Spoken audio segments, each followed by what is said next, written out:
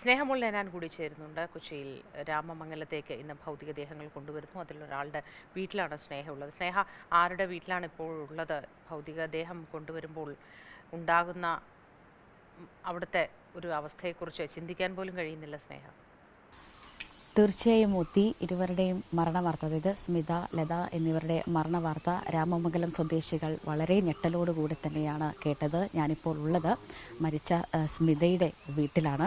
ഈ നാട്ടുകാരൊക്കെ തന്നെ രാവിലെ സ്മിതയുടെ വീട്ടിലേക്ക് എത്തിക്കൊണ്ടിരിക്കുകയാണ്. ഇവിടുന്ന് ഇപ്പോൾ രാമമംഗലം കിഴിമുറി 10-ാം വാർഡിലാണ് സ്മിതയുടെ വീടുള്ളത്. ഇവിടുന്ന് ഏകദേശം ഒരു 2 കിലോമീറ്റർ മാറിയാണ് ലതയുടെ വീടുള്ളത്. പരിക്കേറ്റ മായയുടെയും വീട് ഈ വാർഡിൽ തന്നെയാണ്.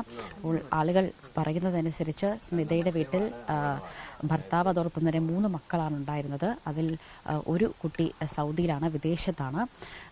ഒരു കുടുംബത്തിൻ്റെ നെടുന്തൂണായിരുന്നു സ്മിത എന്നാണ് പറയുന്നത്. നമുക്ക് അവരോട് തന്നെ ചോദിച്ചു നോക്കാം. വളരെ ഞെട്ടലോടുകൂടി തന്നെയാണ് നിങ്ങളെല്ലാം എന്നറിയാം. എങ്ങനെയായിരുന്നു സ്മിതയുടെ വീട്ടിലൊരു സാഹചര്യം? എങ്ങനെയായിരുന്നു? വളരെ ബുദ്ധിമുട്ടുള്ള സാഹചര്യമാണ്. സ്മിത കഷ്ടപ്പെട്ട് ജോലി ചെയ്ത് മാത്രമാണ് കാര്യങ്ങൾ നടത്തിക്കൊണ്ട് വന്നത്. 3 പെൺകുട്ടികൾ, പ്രായമായ അച്ഛനും അമ്മയും. അവർക്ക് എല്ലാം അത്താണിയായിരുന്നു. രാവിലെ പോയി കിട്ടുന്ന ഈ തുച്ഛമായ ശമ്പളം കൊണ്ട് വീട് പണിക്കും കാര്യങ്ങൾക്കും, ഭർത്താവിന് കൃഷി സംബന്ധമായ ടില്ലർ ഒഴുകുന്ന പരിപാടികളൊക്കെയാണ്. പക്ഷേ അതിനൊന്നും ഇപ്പോൾ അധികം സാധ്യതയില്ല. അവനും ആരോഗ്യപരമായിട്ട് പ്രയാസങ്ങളുണ്ട്. അങ്ങനെ ആ മാതാപിതാക്കളുടെ കാര്യം അയ്യോ കഷ്ടം എന്നേ പറയാനുള്ളൂ. അതുകൂടാതെ വിവാഹപ്രായമെത്തിയ 3 പെൺകുട്ടികൾ, ഒരേ പന്തലിൽ കെട്ടിക്കാവുന്ന രീതിയിലുള്ള പെൺകുട്ടികൾ. ഒരാൾ സൗദിയിൽ നിന്ന് വന്നുകൊണ്ടിരിക്കുകയാണ്. മറ്റേ ആളുടെ എയർപോർട്ടിൽ ജോലി ചെയ്യുന്നു, ഒരാൾ പഠിക്കുന്നു. ഇതാണ് അവസ്ഥ. കുറേ നാളായോ അമ്മ അവരിങ്ങനെ ഈ അമൃതം പൊടിയുടെ യൂണിറ്റ്? ഇപ്പം എത്ര വർഷമായിന്ന് വെച്ച് എന്നാൽ നല്ല വർഷമായി ഇങ്ങനെ പോയിട്ട്. അവളാണ് ഈ കുടുംബത്തിൽ കൊണ്ട് ഇത്രയും കൊണ്ടുവന്ന് വന്നത്. ഈ പിള്ളേരെ പഠിപ്പിച്ചതും വളർത്തിയതും. ഒരു കൊച്ചിനെ സൗദിക്ക് വിട്ടു. ആ കൊച്ച് ഒന്ന് വന്നേച്ച് പോയതാ. അതിപ്പോൾ വന്നിട്ടുണ്ട്. ഒന്നിനെ നെടുമ്പാശ്ശേരിയിൽ പോകുന്നുണ്ട്. അതിന് വലിയതൊന്നുമില്ല. എന്നാലും പിന്നെ ഒരാളെ സർവേക്ക് പഠിപ്പിച്ചു. അതും ഇവിടെ ഉണ്ട്. അതിന് ജോലിയൊന്നും ആയില്ല. പിന്നെ അവനൊക്കെ ഭർത്താവിനാണെങ്കിൽ ഒന്നും ചെയ്യാനൊന്നും പറ്റില്ല. ഇങ്ങനെ പിന്നെ കാരണന്മാർ 2 പേരുണ്ട്. ഒരു മോനോടെ ഉണ്ട് ഇവിടെ.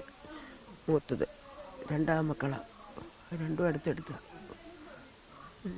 അടുത്ത് താമസിക്കുന്ന ആളാണല്ലേ? ഇത് തൊട്ട് ഇത് ഞാൻ വീട്ടിലാതാ. അപ്പോൾ അങ്ങനെയാണ്. നാട്ടുകാർക്കാർക്കും അത് അംഗീകരിക്കാനായിട്ടില്ല. ഒരു കുടുംബത്തിൻ്റെ നെടുന്തൂണാണ് സ്മിത എന്നാണ് പറയുന്നത്. ഭർത്താവ്, അതോടൊപ്പം തന്നെ ഭർത്താവിൻ്റെ അച്ഛനും അമ്മയും പിന്നീട് 3 മക്കളുമുള്ള ഒരു കുടുംബമായിരുന്നു.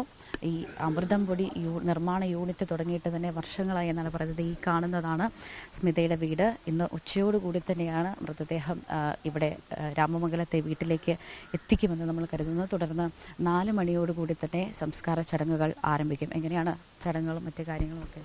4 മണിക്കാണ് പറഞ്ഞിരിക്കുന്നത്. ഇപ്പം ഇവിടെ സ്ഥലമില്ല നമുക്ക് ചെയ്യാനായിട്ട്. ഇത് പിറവത്താണ് കൊണ്ടുപോകുന്നത്. മകൾ എത്ര മണിയോടുകൂടി എത്തും? മകൾ 12 മണിയാണ് പറഞ്ഞിരിക്കുന്നത്.